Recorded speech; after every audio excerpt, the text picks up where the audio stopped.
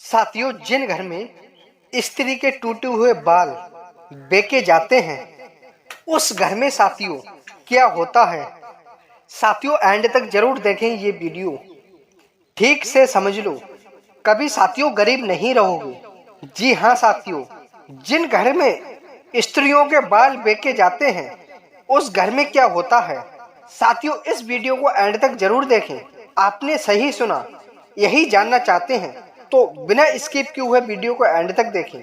और साथ ही साथ हमारे इस चैनल पे नए हैं वह इस चैनल को सब्सक्राइब जरूर कर लें। और साथ ही साथ साथियों, इस वीडियो को लाइक शेयर जरूर करें, अपने दोस्तों के या मित्रों के साथ शेयर जरूर करें ताकि इस बात से अनजान हैं उन्हें भी खबर हो जाए साथियों कि आखिर स्त्री के बाल फेंके जाते हैं या बेचे जाते हैं उसके बाद घर में क्या होता है। जी हाँ साथियों, और एक प्यारा सा भी कमेंट कर देना।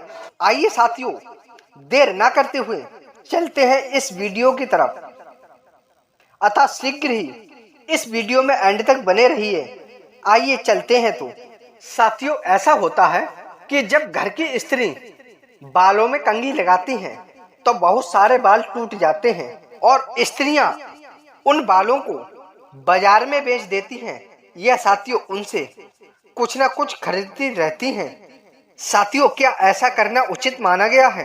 क्या ऐसा करने से साथियों घर में दुख दरिद्रता आती है या साथियों ऐसा करने से सुख शांति बनी रहती है? क्या ऐसा करने से साथियों क्या आपके घर में गरीबी आती है? ऐसा करने से क्या आपका भाग्य रूठ जाता है? ऐसा करने से आप लोगों को क्या कष्ट मिलता है या ऐसा करने से आप लोग क्या करोड़पति बन जाते हैं? आज की इस कहानी में यही जानेंगे साथियों कि ऐसा करने से क्या होता है, आखिर स्त्री के बाल बेचने से हमें क्या नुकसान या क्या फायदा पहुंचता है। आइए तो देर ना करते हुए चलते हैं इस वीडियो की तरफ। साथियों, हमारे हिंदू धर्म शास्त्रों की माने तो अपने सर के बालों को बेचना एक बहुत बड़ा गुनाह होता है। जो औरतें अपने सर के बालों को बेचती हैं तो साथियों वह बहुत बड़ी पापनी हो जाती हैं, वह बहुत बड़ा गुनाह कर रही हैं। साथियों, हमारे हिंदू धर्म में एक रिवाज है, जब भी किसी परिवार में उनके बड़े बुजुर्गों की मृत्यु होती है तो उनके बेटे या उनके पुत्र तो उनके लिए वह अपने सर के बाल देते हैं और साथियों वह अपना मुंडन करवा लेते हैं और वह साथियों अपने माता पिता को अपने सर के बाल अर्पित करते हैं। साथियों, ऐसा हमारे हिंदू धर्म में हर घर में देखा होगा कि जिन घर में कोई बुजुर्ग लोग खत्म हो जाते हैं तो वो लोग साथियों सर का मुंडन करवाते हैं और वह साथियों उन बुजुर्गों के लिए अपने सर के बाल अर्पित किया करते हैं। इसी तरह साथियों प्राचीन काल में महिलाओं के लिए भी एक रिवाज था। वो साथियों रिवाज कुछ इस तरीके से था, जब साथियों स्त्री या भरी जवानी में या बुढ़ापे में जब वह महिला विधवा होती थी तो साथियों एक विधवा महिला को सर पर बाल रखने का कोई भी अधिकार नहीं था। एक विधवा महिला को साथियों सर का मुंडन करवाना पड़ता था। जब तक साथियों वह विधवा स्त्री जीवित रहती थी वह अपने सर पर कभी भी बाल नहीं रख पाती थी। साथियों, इसी तरह का एक प्राचीन समय में रिवाज चलता था कि जो साथियों स्त्री विधवा होती थी उसे अपने सर के बाल मुड़वाने पड़ते थे। आज के समय में साथियों ऐसा नहीं है, ये प्राचीन काल के समय की बात है। कई सारी मूवियों में भी साथियों आपने ये देखा होगा, हमारे पुराने राजा महाराजाओं के जो सीन आते हैं उनमें भी आपने इस तरीके को देखा होगा और उनमें भी जो महिलाएं होती हैं वह विधवा हो जाती हैं तो उन सीलों में भी उन्हें मुंडन किया जाता है। तो साथियों टीवी सीरियल में भी ऐसा मुंडन बताया जाता है। साथियों ये रिवाज बिल्कुल सत्य थी, पहले जमाने में थी लेकिन अब नहीं है। अब तो साथियों जमाना ही बदल गया है। साथियों जो हमारे सर के बाल होते हैं ये हमारे ताज होते हैं। यदि हम अपने सर के ताज को किसी अन्य को बेच दें तो हमारे सर से भगवान का साया उठ जाता है। इसीलिए साथियों हर स्त्री को कि वह अपने सर के बालों को कभी ना बेचे। साथियों हमारे हिंदू धर्म में एक और रिवाज है, वह रिवाज ये है, जब भी बच्चों की शादी की जाती है तो जब भी बच्चे पति पत्नी के संबंध में बंध जाते हैं तो साथियों लड़की के मांग में सिंदूर भरी जाती है। साथियों वो मांग सिर्फ बाल से बनती है। पतले पे नहीं बनती है। यदि साथियों किसी महिला के सर पर बाल ना हो तो साथियों उसको मांग नहीं कह सकते। मांग उसी स्त्री की होती है जिस स्त्री के सर पर बाल होते हैं।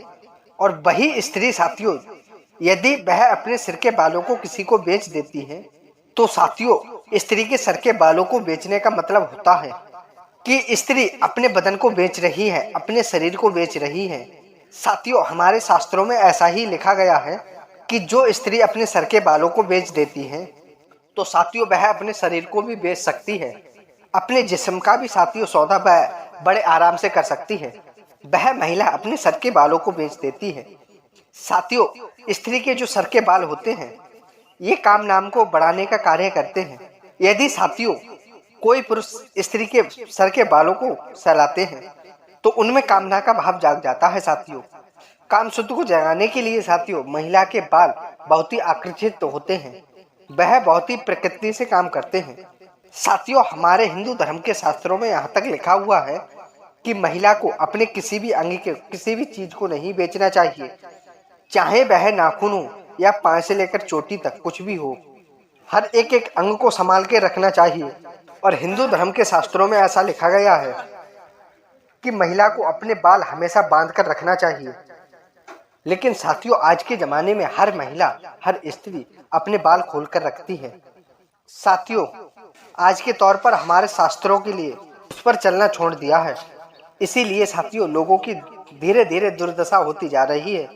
यदि साथियों हम अपने शास्त्रों की माने तो साथियों हमारे शास्त्रों में साफ साफ कहा गया है कि एक स्त्री को हमेशा अपने बाल बंधे हुए रखकर देखना चाहिए। जब स्त्री अपने बालों को बंधा हुआ रखती है तो उसकी खूबसूरती में चांद चांद लग जाते हैं। तो और साथियों उसके पति की आयु लंबी हो जाती है। और साथियों जो स्त्री अपने बालों को खुला रखती है उन स्त्री के पति अल्पायु हो जाते हैं। जो स्त्री साथियों अपने खुले बाल रखती है उनका कोई भी विधवा होने का पता नहीं होता, वह साथियों भले जमाने में भी विधवा हो जाती हैं। ऐसा साथियों यह अपनी आंखों से भी देख सकते हैं। साथियों जो स्त्री अपने सर के बालों को बेचती है उस घर में साथियों दुख दरिद्रता आती है। उस घर में साथियों सदैव अलक्ष्मी निवास करती है। माँ लक्ष्मी का निवास उस घर से उठ जाता है। इसका भी साथियों एक कारण है कि स्त्री को माँ लक्ष्मी का प्रतीक माना जाता है। जब स्त्रियां अपने सर के बालों का सौदा कर देती हैं तो साथियों ऐसे घर में माँ लक्ष्मी कैसे रुक सकती है, जरा ये सोच के देखिए। साथियों यदि साथियों आप शास्त्र पढ़ते हैं तो श्री विष्णु पुराण को पढ़ के देखिए। इस बात का स्पष्ट उल्लेख मिला हुआ है। साथियों इस बात का साफ साफ उल्लेख लिखा हुआ है जो स्त्री अपने सर का बाल का सौदा कर देती है उसके घर में माँ लक्ष्मी का निवास कभी नहीं होता है। एक थोड़ी सी चीज के लिए साथियों थोड़े से लोभ के लिए जो स्त्रियां अपने बालों को बेच देती हैं और अपने पति के बुलंद भाग को सुला देती हैं साथियों, उनको साथियों गरीबी में ढकेल देती हैं, उनको साथियों दुख पीड़ा में ढकेल देती हैं। इसीलिए साथियों हर स्त्री को अपने सर के बाल संवार कर रखना चाहिए, बेचे नहीं। साथियों जो स्त्री अपने घर में अपने बाल बिखरे हुए छोड़ देती है उस घर में भी दुख दरिद्रता आती है। उस घर से भी माँ लक्ष्मी का निवास हमेशा के लिए खत्म हो जाता है। इसलिए हर स्त्री को चाहिए जो बाल काटते समय बाल निकलते हैं उन बालों को संभाल के रखें और जब बाल ज्यादा इकट्ठे हो जाते हैं तो उन बालों को जमीन में गाड़ दें साथियों। लेकिन साथियों किसी को बेचना नहीं चाहिए। तो साथियों आप ये समझ ही गए होंगे कि हमें बाल बेचने क्यों नहीं चाहिए और हमें क्या करना चाहिए। साथियों ये आपको वीडियो में सब पता ही चल गया होगा कि हमें क्या करना चाहिए क्या नहीं, कि आखिर हमें अपने बाल क्यों नहीं बेचने चाहिए और क्यों बेचने चाहिए। और साथियों ये भी पता चल गया होगा कि हमें अपने बाल कहां पर रखने चाहिए और कहां पर नहीं रखने चाहिए, क्या करना चाहिए क्या नहीं करना चाहिए। साथियों ये साथियों आप सब कुछ जान ही गए होंगे कि हमें बाल बेचने से क्या नुकसान हो सकता है और क्या फायदा हो सकता है। साथियों यदि कोई भी बाल बेचता है साथियों तो उसके घर में माँ लक्ष्मी का वास सदैव भी सदा सदा के लिए साथियों चला जाता है। इसीलिए साथियों उम्मीद करते हैं कि बाल ना बेचे साथियों। और साथियों इस वीडियो में आप ये जाने गए होंगे कि बाल बेचने के नुकसान क्या होते हैं और फायदे कुछ भी नहीं होते हैं साथियों। और हमें बालों के साथ में कैसा बर्ताव करना चाहिए, क्या नहीं करना चाहिए, क्या करना चाहिए। तो साथियों उम्मीद करते हैं आपको वीडियो पसंद आई होगी। साथियों वीडियो पसंद आई हो तो वीडियो को लाइक शेयर जरूर करें, और साथ ही साथ हमारे इस चैनल पे नए हैं वह चैनल को सब्सक्राइब जरूर कर लें और वीडियो को लाइक शेयर जरूर करें। धन्यवाद साथियों, मिलते हैं एक प्यारी सी नई ज्ञानवर्धक कहानी के साथ। जय श्री कृष्ण, जय राधे, धन्यवाद साथियों।